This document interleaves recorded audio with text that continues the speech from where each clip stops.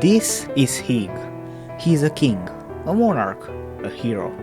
He is the one that the people of these lands follow and obey, because if they don't, they'll die. Thanks to the greed, an evil species of green people that yearn for coins, tools, and most importantly, the crown.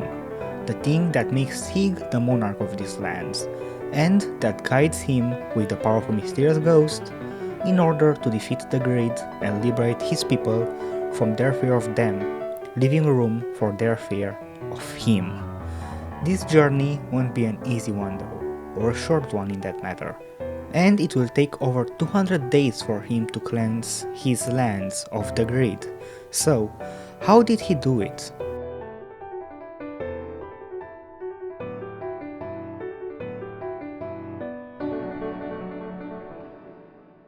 For the first island, King HYG doesn't face any complications. During the day, he welcomes peasants into his kingdom and gives them jobs, gives the traveling merchant money so that he may return with additional cash every day, chops trees so he can expand his kingdom's borders in the future, and so archers can hunt deeper in the woods, and finally explore these lands for secret treasures forgotten by the old gods. Who are these gods?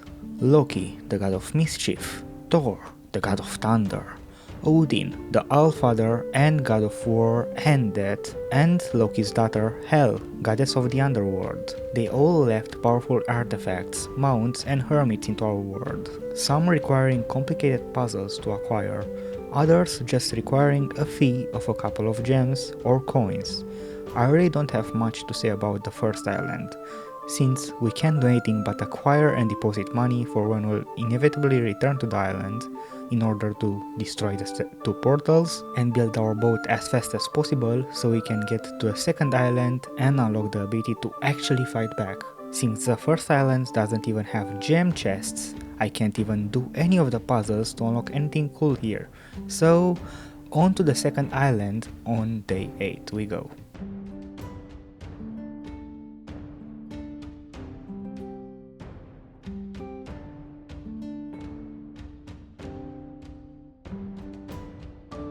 Whenever we go to a new island, we have to start over. A new palace, new subjects, new landscape. You can usually take on some subjects from your former island, but I forgot to ring the bell for them to gather, so I'm starting fresh. The second island is one of the two most important islands in the game, thanks to it unlocking stronger wood, which is equivalent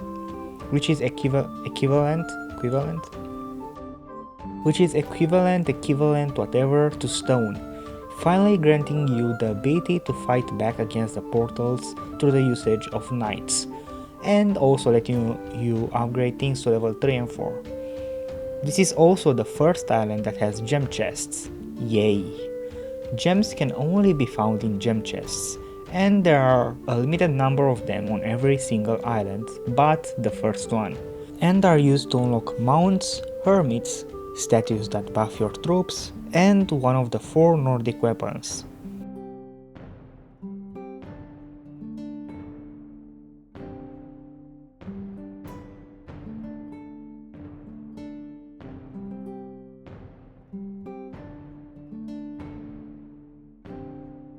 On this island there is also a dog.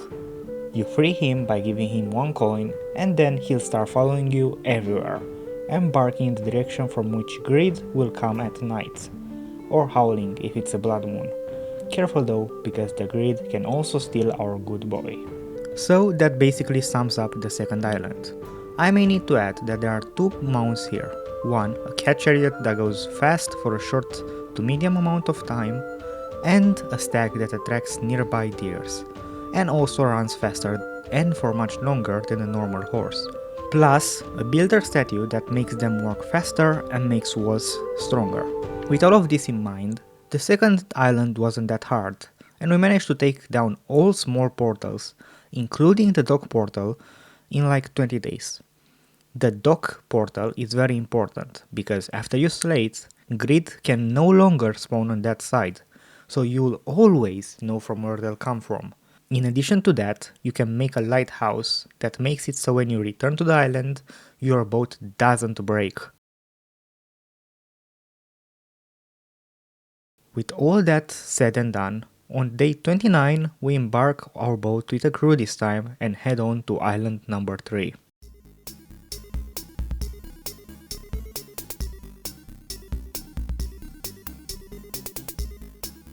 In this game there are seasons, the classic spring, summer, autumn and winter, and they start in that order. The seasons influence the amount of animals that spawn and the amount of crops that grow. This peaks in the summer and comes down to a halt in the winter, your only source of income in the winter becoming berry bushes that your farmers need to collect that are outside the kingdom together with deers and rarely spawning rabbits. I get to a third island in the middle of summer, I think, and I can tell you from now that I'll be leaving when winter starts, making the fourth island extremely hard. Thanks to my reduced income, so I need to find tools on the third island that will help me survive the fourth one, be it mounts, weapons, hermits or buffs. Fortunately for me, island number 3 is the one that actually has the builder statue, so my walls become stronger now. Sorry for the earlier misinformation. But, to make up for it, on this island I get my first god relic. This island houses Mjolnir, also known as Thor's mighty hammer. It is obtained by solving a puzzle involving some strange symbols. The key to the symbols order is on the stone at the start of the island, so you just have to pay coins so that the stones are in the same order, then pay to see if Thor accepts the password, and voila! The power of the God of Thunder is in your hands. Thor's hammer summons a bunch of lightning from the sky to strike your enemies. Lightning is auto-targeted for the nearest enemy and can only hit grid, aka you cannot farm animals with it. This is also the island where I unlock Sleipnir, which is Odin's horse and Loki's son. Don't question it. He has the ability to leave fire behind him. Sadly, I never figured out how to actually activate it till much later in the run, so he is basically useless and I'll be changing back to my stag soon. On day 49 we leave the third island, after of course destroying everything but the big portal, and go to the fourth island in the winter.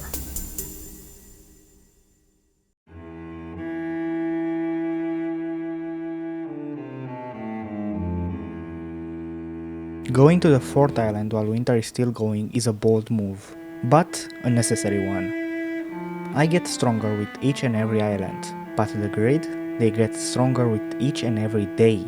If I stagnate and wait for the winter to pass on island number 3, I'll get on island number 4 so late that I doubt that I can hold out the grid forces. They've already grown way stronger than at the beginning. Their assault containing hordes of masked men every day now, with blood moons having 2 or more brutes that are very hard to deal with since I'm too stubborn to get the archer buff from the first island, and I still don't have the final loot upgrade since it can only be found on island number 5, while in every other iteration it was island 4. So King HYG will have to persist and get rid of every piece of grid from this island, so he can finally start permanently getting rid of them on island 5. So, how did HYG manage to survive the winter then? Firstly, he took out the dock portal as fast as possible, so he only had one side to defend. This took around 40 days I think. Secondly, he changed his mount to a horse made out of water that pushes back grid. Yes, I found out how to use abilities. Thirdly, he got Hell's Skull that allows him to summon an army of ghost soldiers ready to do his bidding. Her puzzle is just sacrificing a couple of warriors. They died doing what they loved, serving their supreme ruler, HYG. And finally, the most important point. Berserkers, baby! Berserkers are a Norse exclusive unit that's made by making a builder drink a potion, making him lose the ability to build, but in turn giving him the ability to do this.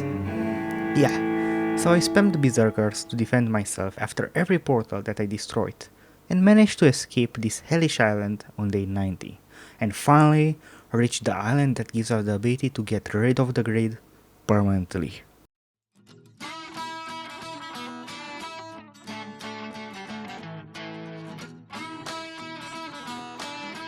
Island 5 is the most important island in the game, because it gives you the ability to permanently get rid of the Grade via the power of the bomb, which you get by buying the final wood upgrade.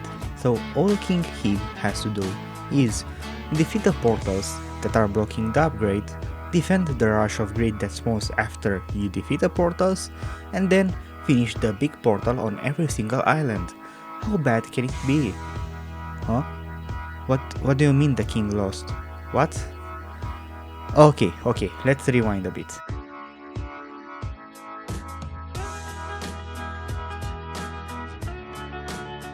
So, on day 91 we got to the island, and on day 92 we defeated the first portal. So far so good. The brutes from the portal destroyed most of the village, but I have the money to rebuild, so what happened? Oh, day 94 is a blood moon. So, portal wave into pre-blood moon wave into blood moon wave, huh?